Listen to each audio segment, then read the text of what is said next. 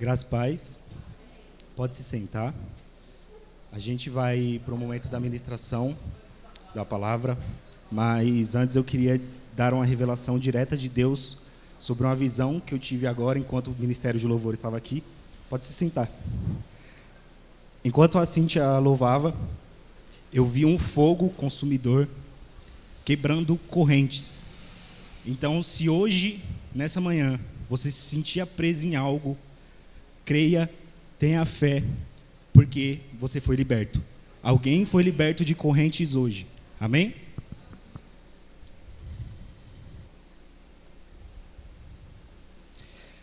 Nós temos hoje como tema etapas, ou a decisão inicial, o caminho e o alvo. Quando nós decidimos aceitar a Jesus, nós miramos um alvo. O alvo vem junto de uma caminhada. A caminhada que é difícil, ela é pesada, mas Jesus a torna leve. Não necessariamente quando nós aceitamos Jesus significa que os nossos problemas acabaram, mas vai ser muito mais fácil. Mas quando nós aceitamos Jesus, nós damos um rumo à nossa vida. Quem aqui, antes de aceitar a Cristo, já se perguntou qual era o sentido da vida? Levanta a mão, por favor. Ninguém? Ninguém nunca se questionou qual era o sentido da vida? Eu me questionava muito sobre isso.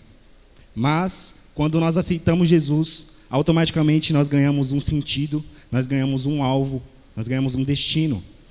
E é sobre isso que nós vamos falar hoje.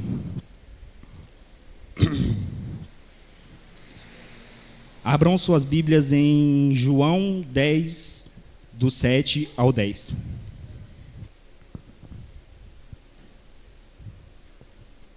Tá rápido, hein, Gibbs?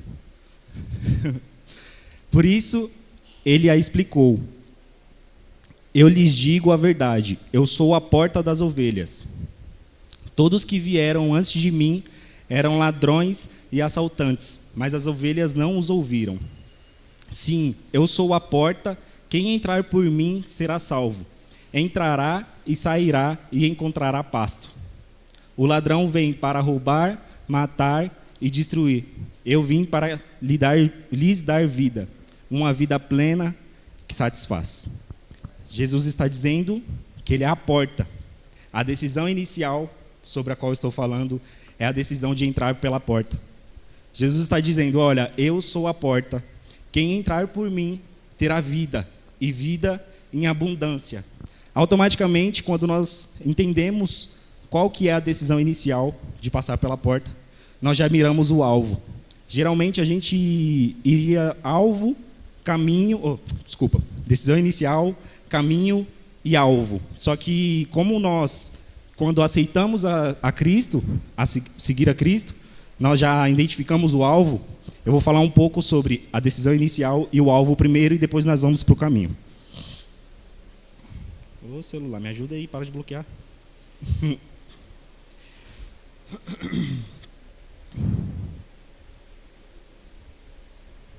A decisão que nos leva a desejar o alvo. Abram em João 3,16, por favor.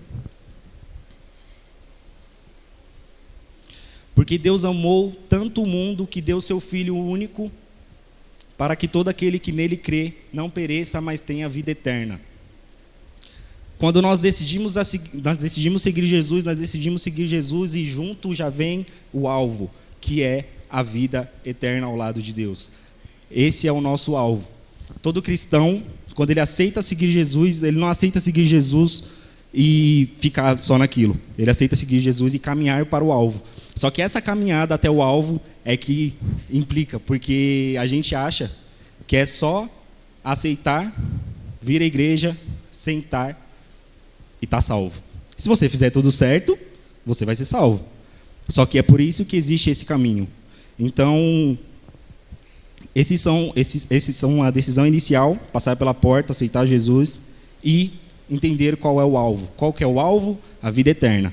Porém, após aceitar a vida eterna, nós temos esse desejo, aceitar a Jesus, nós temos esse desejo de nos encontrarmos com Deus. Porém, não somente a vida eterna são as promessas de Deus quando nós chegarmos ao alvo. Em João 14, do 1 ao 3, diz: Não deixem que seu coração fique aflito, creiam em Deus, creiam também em mim. Na casa de meu pai há muitas moradas. Se não fosse assim, se não fosse assim, eu lhes teria dito, vou preparar um lugar para vocês. E quando tudo estiver pronto, virei buscá-los para que estejam sempre comigo, onde eu estiver. Imagina que a pessoa que mais te amou te faça essa promessa de que ela está indo, mas um dia ela vai voltar para te buscar, para quando e aonde ele estiver, você esteja com ele. Mas não somente isso, ele está preparando moradas, ou seja, ele está preparando lugares para que vocês possam estar em paz ao lado de Deus. E esse é além da vida eterna, é mais uma promessa, estar sempre ao lado de Jesus.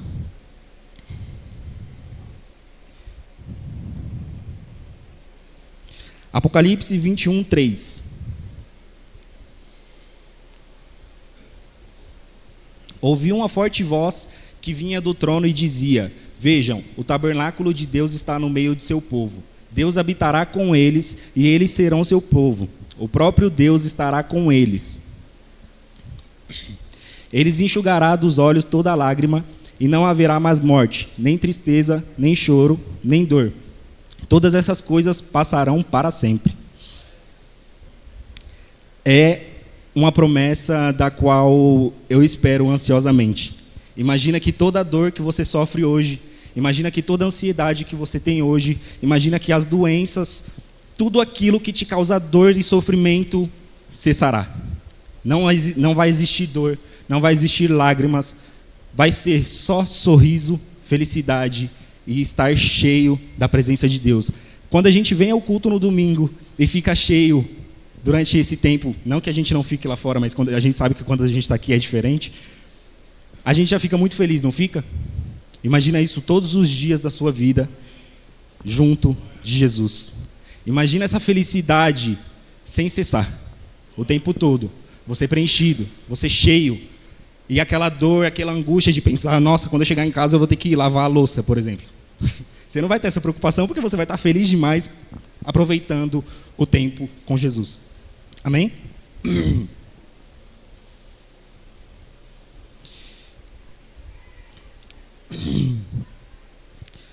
Nós tomamos essa decisão inicial de seguir e agora nós já entendemos as promessas que nos levam a desejar o alvo. Porém, há um longo caminho a ser trilhado e a gente sabe, o próprio Jesus disse que não seria fácil, que a gente teria aflições. Mas tem de bom ânimo porque eu venci o mundo, foi o que Jesus disse. Só que a gente sabe que a gente é ansioso, a gente é preocupado, por mais que a gente tente e se esforce muito, a gente sempre tem aquele pensamento de eu não sei se eu consigo, tá difícil, e sim, é difícil mesmo. Mas,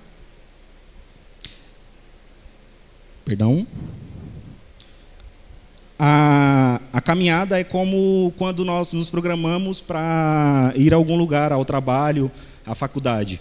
Quando a gente tem que chegar em um lugar, às 7, geralmente a gente se programa antes e fala, olha, eu vou sair esse horário, porque eu saindo desse horário eu consigo chegar até, uns 10 minutos antes das 7. Eu chego 6h50. Só que todo mundo sabe, principalmente aqui em São Paulo, que não é bem assim que funciona.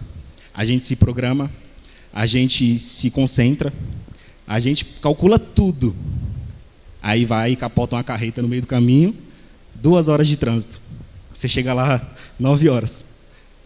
Mas isso te impediu de chegar no seu destino? Não. O que eu quero dizer com isso é, nós aceitamos, nós estamos no caminho, nós trilhamos em busca de um alvo. E esse caminho, ele pode sim ter problemas. Ele pode sim ter frustrações. A gente vai passar por dificuldades. A gente vai ter momentos de choro, que a gente só vai conseguir chorar. Mas Cristo diz para entregarmos a Ele todas as nossas aflições. Então, por mais que a gente tenha esses problemas durante o percurso, por mais que a gente se distraia por alguma coisa, a gente precisa orar e se concentrar para permanecermos no caminho. Porque a gente sabe que é um caminho que ele é único e específico. E ele é estreito. Qualquer olhada para o lado, você se perde. Então, a Bíblia agora nos dá algumas instruções para que a gente consiga se manter no caminho.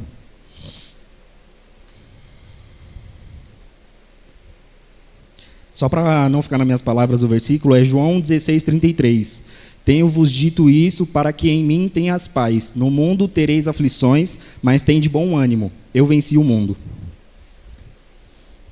Apesar de termos decidido tudo isso, é de extrema importância entender a necessidade de nos entregarmos e desenvolver uma salvação. O que seria desenvolver a salvação? Paulo fala em Filipenses 2:12.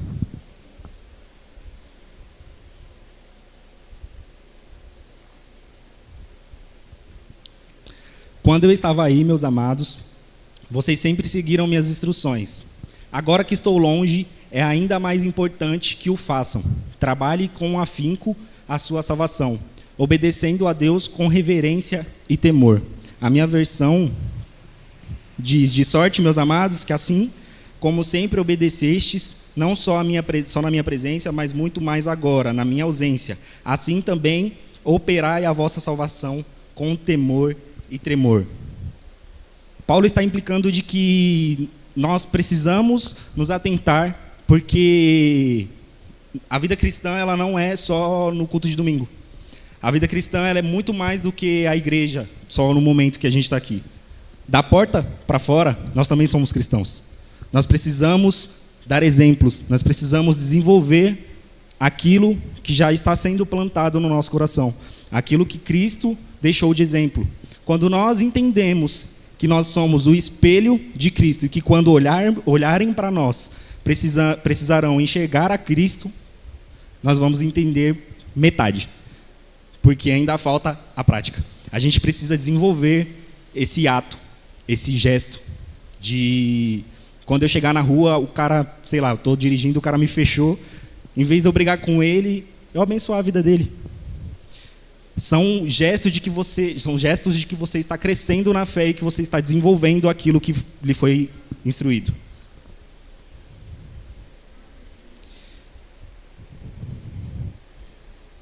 Em 1 Timóteo diz 4:15 e 16, Gabes.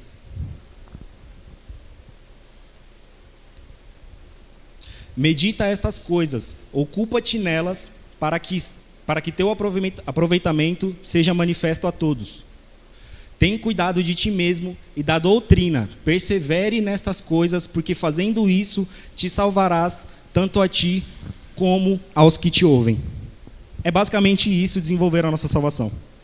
É pôr em prática, é praticar, é aprender e sair por aí espalhando tudo que você aprendeu. Não que você vai chegar em todo lugar que você vai ficar pregando para alguém.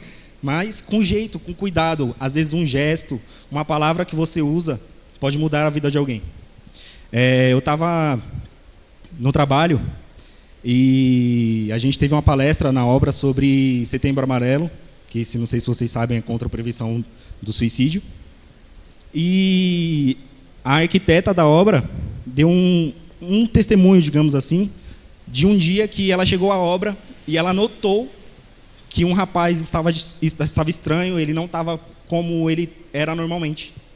Ela percebeu, olha isso, uma arquiteta, ela tem um monte de coisa para resolver, ela percebeu que aquele rapaz estava diferente. E justo naquele dia, ela chegou nele, sentou e ficou batendo papo com ele um tempo. Ele foi para casa, no outro dia ele chegou para ela e disse: olha, ontem eu ia me suicidar. Você sentou e conversou comigo e eu desisti. Depois daquele dia, aquele rapaz voltou a ser o que ele era. Vocês perceberam que não é difícil? É percepção. E o Espírito Santo nos dá essa percepção. Quando nós andamos com o Espírito Santo, estamos atentos ao que ele está dizendo, Quando nós olhamos para uma pessoa, nós entendemos que ela não está normal. Você pode nem conhecer ela, mas no olhar você identifica. E às vezes uma palavra pode mudar a vida dessa pessoa. Amém? Bom, agora eu vou falar 3 coisas que podem nos tirar do caminho. Porque sim, gente, não é porque a gente aceitou e que a gente já tem o alvo que a gente está garantido. É uma jornada, assim como uma carreira profissional. Não é porque você fez a faculdade que você vai ter um emprego garantido. Você tem que trilhar um caminho. E esse caminho, nós sabemos que ele tem implicações para que o inimigo ele vai agir para que a gente se distraia. E nesses tempos está muito mais claro. As pessoas estão tentando distorcer o que é a verdade. As pessoas estão dando palestras como se fossem bíblico, mas não tem Bíblia. Não tem como você seguir ao alvo, que é Cristo, sem seguir a Bíblia. Porque é na Bíblia que está a direção. Jesus, ele diz que ele é o caminho. Então, a gente sabe que ele é a porta, ele é o caminho e ele é o alvo. Se ele é a porta, ele é o caminho e ele é o alvo, nós temos que seguir a Jesus. E na onde que Jesus está? Ele está na Bíblia. Mas não somente na Bíblia, ele está no nosso coração. Então a gente tem que ter essa percepção do que... Eu gosto muito de uma frase que é o que Jesus faria. Quando você se encontrar em uma situação em que você se pergunta, poxa, mas tal pessoa fez isso comigo, você para um pouquinho, senta, ora e pergunta, o que Jesus faria? Isso me ajuda bastante, porque eu passo por muito estresse no trabalho, e eu sempre me pergunto, o que Jesus faria na minha situação? E aí sempre me vem uma solução boa para aquilo. Vamos lá. A primeira coisa, dessas coisas que podem nos desviar do caminho, é o passado. Ao decorrer da vida, nós nos encontramos em diversas situações, nós passamos por muitas coisas, e a gente sabe que a gente tem frustrações, a gente tem felicidades, e que essas coisas elas passam. A gente sabe que a gente pode estar feliz hoje com algo que aconteceu, mas amanhã algo acontecer que te deixe triste, mas por algum motivo você põe aquilo na sua cabeça e fica, poxa, que saudade da felicidade. Mas a gente não se liga que a felicidade ela não depende das coisas que acontecem, e sim do quanto a gente se entrega a Deus, porque automaticamente quando a gente se entrega a Deus, a gente vive a vontade de Deus. Paulo diz em Filipenses 3, 13 e 14. Irmãos, quanto a mim, não julgo que o haja alcançado, mas uma coisa eu faço, e é que, esquecendo-me das coisas que atrás ficaram, e avançando para as que estão adiante de mim, prossigo para o alvo, pelo prêmio da soberana vocação de Deus em Cristo Jesus. É muito fácil de ler, mas muito difícil de fazer. A gente tem que olhar para isso que Paulo disse e pensar que nós entramos pela porta e nós temos o alvo. Nós não podemos nos prender naquilo que passou, nós não podemos nos prender naquilo de bom que ficou para trás. Não que a gente não possa lembrar e ficar feliz com aquilo, mas nós não podemos nos prender naquele momento de felicidade, principalmente se esse momento te afasta de Deus. É muito importante que a gente olhe para o alvo e siga. Olhe para o alvo e siga. Por quê? Porque quando você está centrado no alvo, aquilo que ficou para trás vai ficar cada vez mais para trás. Aquilo que está ao seu lado não vai te chamar atenção. Aquilo que está do outro lado não vai te chamar atenção, porque você está centrado no alvo. Paulo está instruindo a seguirmos centrados no alvo, que é a vida eterna ao lado de Cristo.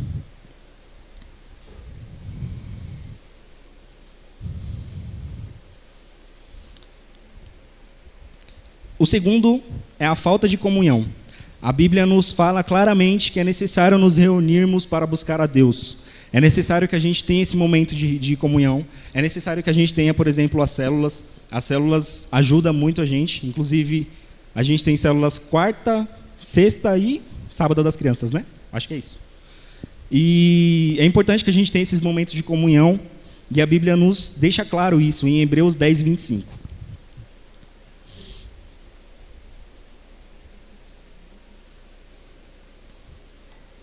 Não deixando nossa mútua congregação, como é de costume de alguns, antes admoestando-nos uns aos outros, e tanto mais quanto vedes que vai se aproximando daquele dia. A comunhão com outros irmãos nos fortalece, ela nos dá fôlego. É como se, quando a gente estivesse cansado, às vezes um abraço de um irmão numa comunhão, às vezes ele te abraça e Deus fala, olha, fala alguma coisa para ele. E aí você fala aquela coisa para aquela pessoa e aquela pessoa se renova.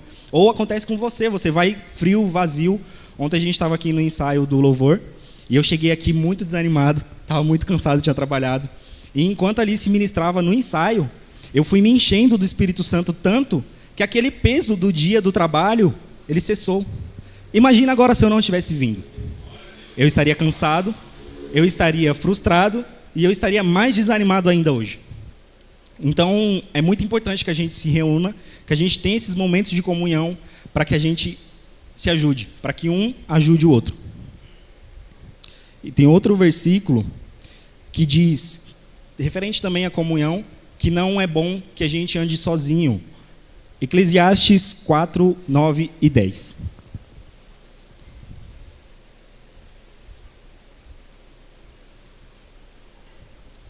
Melhor é serem dois do que um, porque tem um melhor paga do seu trabalho.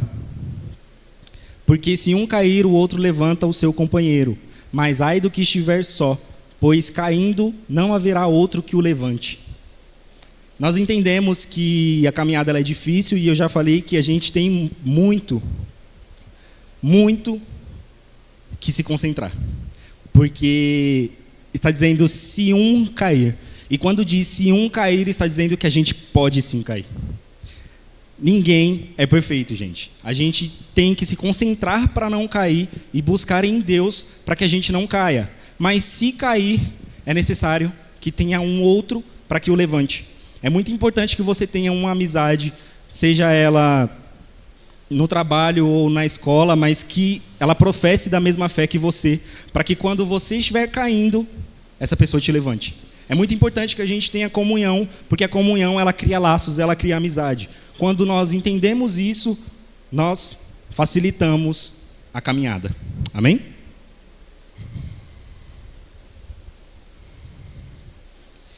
O terceiro é a tentação e o pecado. Claro que nós entendemos agora que nós temos chances de cair. O que é cair? Cair não necessariamente é só pecar, porque o Jé falou sobre apostasia no domingo passado, Jé, no domingo retrasado, né? E a gente sabe que a gente pode até só ir esfriando ao ponto de não sentir mais atração, não querer mais estar junto a Deus. E aí isso nos leva ao pecado. Em Hebreus 4, 15 e 16,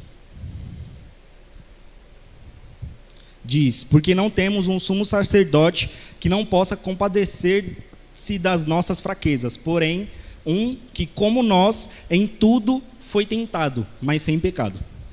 Chegamos, pois, com confiança ao trono da graça para que possamos alcançar misericórdia e achar graça a fim de sermos ajudados em tempo oportuno. Se cair, corre para os pés de Jesus. Aqui está falando sobre o tempo que Jesus foi levado ao deserto e foi tentado por Satanás e ele não caiu. Imagina você ser tentado. Nós que somos fracos, se não estivermos firmes, nós caímos. Mas, se cairmos, corra aos pés de Jesus, porque Ele é misericordioso para nos dar graça. Porque nós não merecemos, mas é um favor não merecido. Amém? Deixa eu correr aqui um pouquinho que apertou o tempo.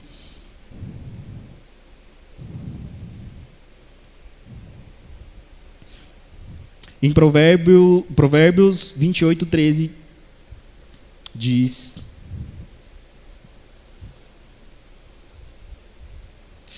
O que encobre as suas transgressões nunca prosperará, mas o que as confessa e deixa alcançará misericórdia. Então, nós entendemos que nós não podemos ter vergonha de cair. O diabo ele é sujo, ele vai usar a vergonha para te impedir que você confesse os seus pecados. Ele vai fazer você sentir vergonha daquilo, ele vai fazer você ficar constrangido. Quando alguém tocar no assunto, você vai ficar, poxa, eu faço isso, mas eu não vou contar não.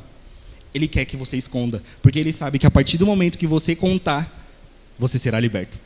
Porque quando você conta, você está se desprendendo daquilo, você está se desconectando daquilo, e aquela vergonha ela não existe mais. E, a partir daquele momento, você volta a prosperar. Se estiver decidido realmente que quer largar aquilo. Não adianta também você confessar e continuar com o pecadinho de estimação arrastando ele na coleira. Tá bom? E, agora, só para encerrar,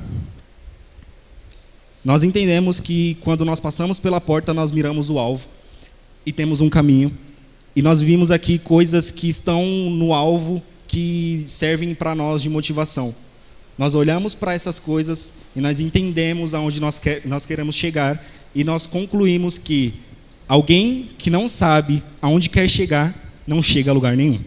Aquele que está vivendo apenas por viver, ele não sabe nem aonde ele quer chegar.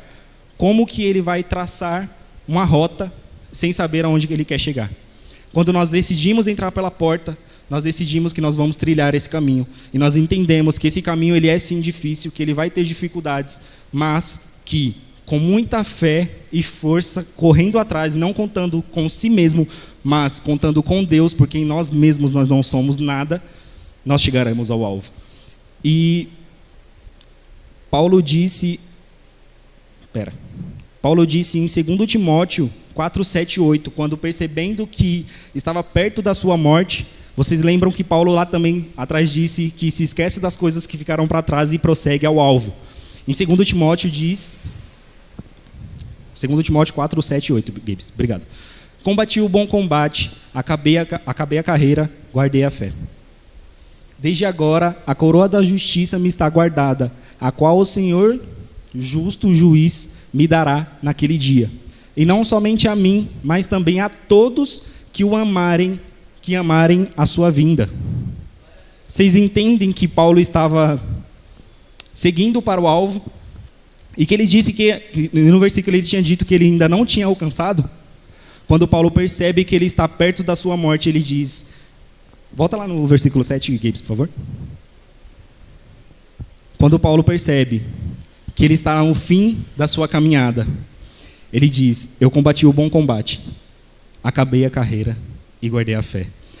Essa caminhada ela vai durar do momento que você decidir que quer seguir a Cristo até a sua morte. Está preparado para viver por muito tempo sendo tentado, por muito tempo passando por desafios, porque o desafio ele vem para que a nossa fé cresça, e é necessário que a gente passe por algumas dificuldades para que a gente evolua na fé. Não que Deus vai lançar alguma coisa sobre você para que você evolua, mas Ele vai permitir que algumas coisas aconteçam. Então a gente tem que estar preparado, para que quando essas adversidades vir, a gente olhe para o alvo e a gente se concentre a fim de chegar aonde Paulo chegou. Combater o bom combate, encerrar a carreira e guardar a fé. Amém? Eu agradeço a oportunidade e dê uma salva de palmas para Jesus, porque Ele é o único que merece.